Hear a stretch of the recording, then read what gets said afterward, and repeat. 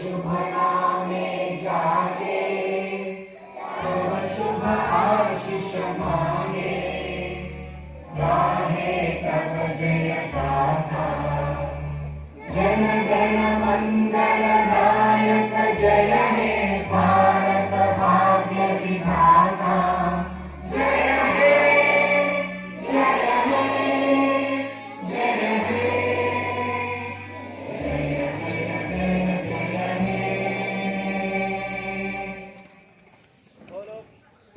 बोलो भारत माता की, बोलो भारत माता की।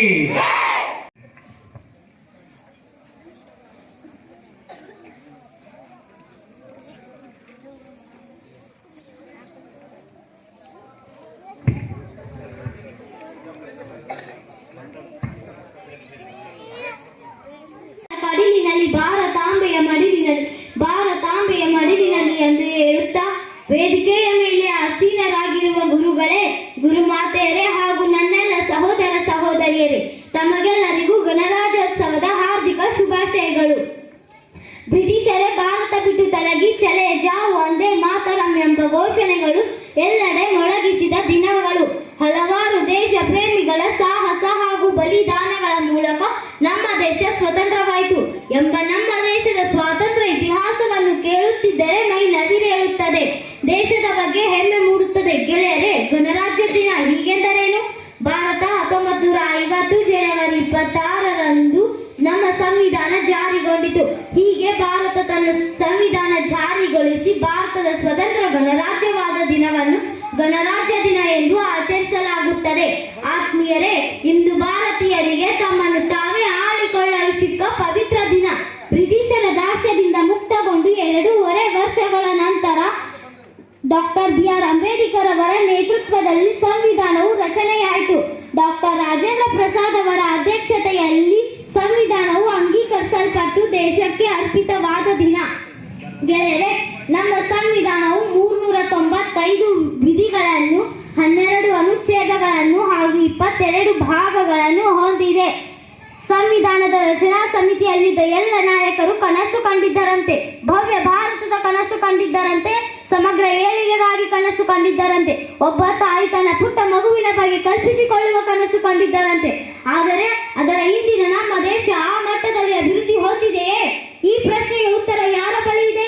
ಗೆಳೆಯರೇ, ಅದೇನೇ ಆಗಿರಲಿ, ದೇಶವನ್ನು ಕಟ್ಟುವುದು ನಮ್ಮೆಲ್ಲರ ಜವಾಬ್ದಾರಿ.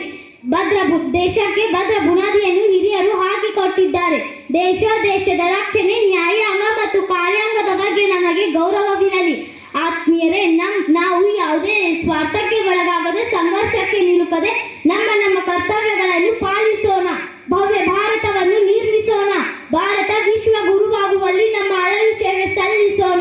ಅಂದಾಗ ಈ ರಾಷ್ಟ್ರೀಯ ಹಬ್ಬಗಳಿಗೆ ಮಹತ್ವ ಸಿಗುತ್ತದೆ ಅಲ್ಲವೇ ಎಂದು ಹೇಳುತ್ತಾ ಇಲ್ಲಿಯವರೆಗೆ ನನಗೆ ಮಾತನಾಡಲು ಅವಕಾಶ ಮಾಡಿಕೊಟ್ಟಂತಹ ಪ್ರತಿಯೊಬ್ಬರಲ್ಲಿಯೂ ಧನ್ಯವಾದಗಳನ್ನು ತಿಳಿಸುತ್ತಾ, ತಾವೆಲ್ಲರೂ ಇಲ್ಲಿ ಸೇರಿದ್ದೀರಿ. ಎಲ್ಲ ಶಿಕ್ಷಕರುನ್ನವೇ ಮತ್ತು ಮುದ್ದು ಮಕ್ಕಳೇ, ಎಲ್ಲರಿಗೂ ಅನಂತ ಕೋಟಿ ಶರಣಾರ್ಥಿಗಳನ್ನು ಸಲ್ಲಿಸುತ್ತಾ, ಭಾರತವು ಅತ್ಯಂತ ಎಲ್ಲ ಮುಖಂಡರ ಮತ್ತು ಒಂದು ರಾಷ್ಟ್ರ ನೀತಿಯನ್ನು ಬಲಿದಾನ ತ್ಯಾಗದ ಅಂಗವಾಗಿ ಎಲ್ಲ ಹಿರಿಯರ ಪುಣ್ಯದ ಫಲದಿಂದ ಒಂದು ನಮಗೆ ಸ್ವತಂತ್ರ ಸಿಕ್ಕಾದ. ಕಾರ್ಯಾಂಗ, ಶಾಸಕಾಂಗ, ನ್ಯಾಯಾಂಗ ಎಲ್ಲ ರೀತಿಯಿಂದಲೂ ನಮಗೆ ಸ್ವತಂತ್ರವಾಗಿದೆ. ಅದನ್ನು ನಾವು ಹಿರಿಯರು ಹಾಕಿಕೊಂಡ ಮಾರ್ಗದಲ್ಲಿ ನಡೆದುಕೊಂಡು ಅದರಂತೆ ನಡೆಯುತ್ತಿರುವಂತಹ ಪರಮ ಪೂಜ್ಯರಿಗೆ ಧನ್ಯವಾದಗಳು.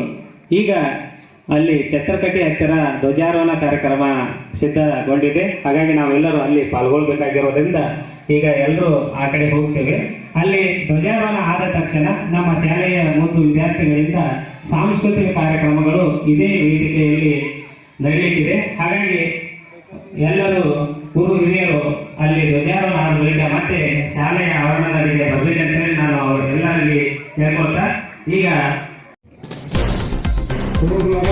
ಎರಡು ಲೈನ್ ಮಾಡಿ ಹೋಗ್ಬಿಟ್ರು. ಯಾರು ಕೂಡ ಗಂಧ ಮಾಡಬಾರ್ದು. ಯಾವ ರೀತಿ ಸೂಚನೆ ಕೊಡ್ತೇವೆ ಅದೇ ರೀತಿ ಶಾಲಾ ಪ್ರಮುಖ ಮಂಡಳಿಯವರು, ಪ್ರಧಾನಮಂತ್ರಿಗಳು ಮತ್ತು ಇತರೆ ಮಂತ್ರಿಗಳು ಮಕ್ಕಳನ್ನ ಅತ್ಯಂತ ಶಿಸ್ತು ಶಿಸ್ತಿನಿಂದ ಕರೆದುಕೊಂಡು ಹೋಗ್ಬೇಕು. ದಯವಿಟ್ಟು ಒಂದು ಭಾವಚಿತ್ರವನ್ನು ನಮ್ಮ ಹಿರಿಯರು ತೆಗೆದುಕೊಂಡು ಹೋಗಬೇಕಾಗಿ ವಿನಂತಿಸಿಕೊಳ್ತಾ ಇದ್ದೇನೆ. ಸರ್ ನಿಂತ್ಕೊಳ್ಳಿ.